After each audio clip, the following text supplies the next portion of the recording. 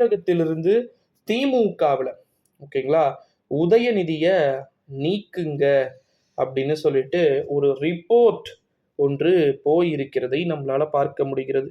ஓகேங்களா. ஸோ அதை பற்றி தான் நம்ம இந்த காணொளியில் தெள்ள தெளிவாக பார்க்க போகிறோம்.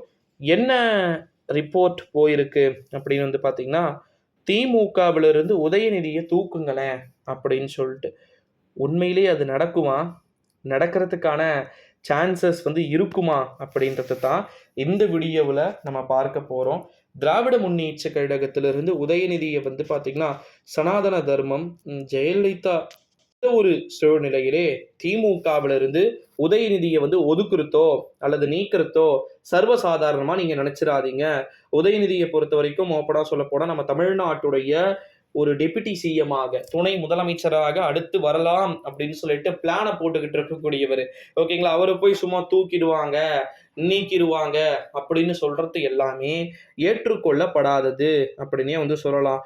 நிச்சயமாக ஏற்றுக்கொள்ளப்படாது அப்படின்னே வந்து சொல்லலாம் நண்பர்களே. ஸோ இது போல பல காணொளிகளும் இருக்கிறது, இல்லை என்று சொல்வதற்கு கிடையாது. நம்முடைய தமிழகத்திலேயே திமுகவிலிருந்து துரைமுருகன் ஒரு பக்கம் உதயநிதி மேலே ஓப்பன் காண்டல் இருக்கிறாருன்னு சொன்னால் நீங்கள் நம்புவீங்களா? எஸ், சீரியஸ்லி சொல்கிறேன். நம்முடைய துரைமுருகன் ஓப்பனாகவே வந்து பார்த்திங்கன்னா உச்சகட்ட காண்டிலேயே வந்து பார்த்திங்கன்னா திமுகவின் சார்பில் இருக்கிறார் அப்படின்றது உறுதியாகவே வெளிப்படைத்தன்மையாக வெட்ட வெளிச்சமாகவே சில விதமான விஷயங்கள்ல தெரியுது. அதை நாங்கள் எங்கே நோட்டீஸ் பண்ண ஆரம்பித்தோம் அப்படின்னு வந்து பார்த்தீங்கன்னா, திராவிட முன்னேற்ற கழகத்திலிருந்து உங்களுக்கு துணை முதலமைச்சர் பதவி கொடுத்தால் நீங்கள் வாங்கிக் கொள்வீர்கள் ஐயா, வாங்கிக் கொள்வீர்களா ஐயா அப்படின்னு சொல்லிட்டு கேட்கும் பொழுது அதற்கு துரைமுருகன் சொன்னால் என்ன சொல்றார் அப்படின்னா, கொடுத்தால் வாங்கிக் கொள்ள தயாராக இருக்கிறேன் அப்படின்னு சொல்லிட்டு சொல்றார். ஐ மீன் அப்ப கொடுத்தா வாங்கறதுக்கு ரெடியா வந்து இருக்கிறார் துரைமுருகன் அப்படின்றது இங்கு பொருள்படுகிறது. ஓகேங்களா.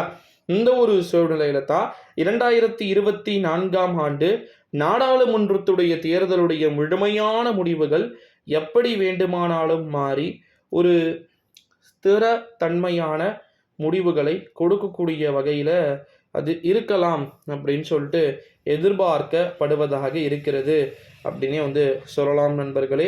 ஸோ அதனால் வந்து பார்த்திங்கன்னா கண்டிப்பாக நம்ம வெயிட் பண்ணி பார்க்க வேண்டிய ஒரு சூழலுக்கு நம்ம தள்ளப்பட்டு இருக்கிறோம். திமுகவில் ஒரு வெரி டஃபஸ்ட் காம்படிஷன் ஃபைட்டு, நிறைய விஷயங்கள், ஏகப்பட்ட மாற்றங்கள் எல்லாமே இருக்கிறது அப்படின்றது உண்மைதான், உண்மை பூர்வமான விஷயம்தான். அதை மாற்றக்கூடிய அளவிற்கு எங்கே என்ன நடக்குது, என்ன நடக்க போகுது அப்படின்றது தான் இங்கே இருக்கக்கூடிய விஷயமா பார்க்கப்படுது. ஓகேங்களா. ஸோ அதனால் வந்து பார்த்திங்கன்னா நம்ம வெயிட் பண்ணி பார்ப்போம் நண்பர்களே.